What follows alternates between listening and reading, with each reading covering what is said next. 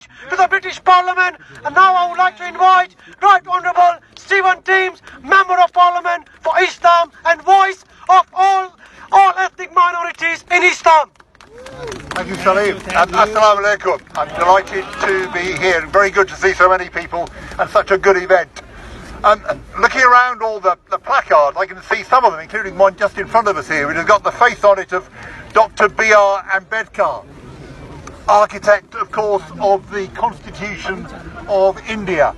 And friends, the Constitution of India is admired around the world. It's a model for democracy, and for decades it's protected the freedoms of hundreds of millions of people of every religious background in India, and many of us who are not Indians are deeply admiring of the work of Dr. Ambedkar and of that Constitution. And unquestionably now, that work is being undermined by this new legislation, by the CAA, and by other developments that we've seen in India in recent months.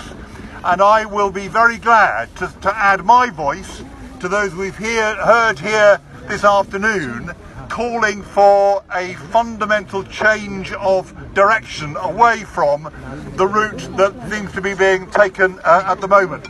Let me just make these 2 points that I want to do arising from today. Firstly, I'm going to write on your behalf to the Indian High Commissioner in London,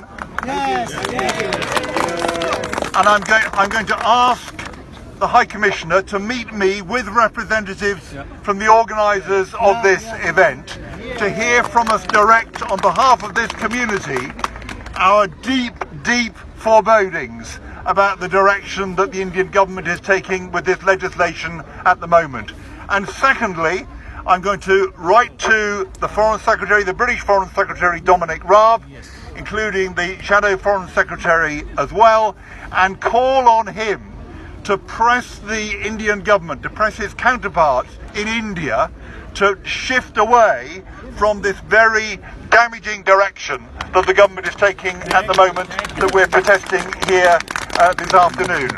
This is an assault on the pride of India. For 70 years, and actually a lot longer than that, many of us have looked to India with admiration for its success as a democracy, safeguarding the interests of hundreds of millions from every different religious background.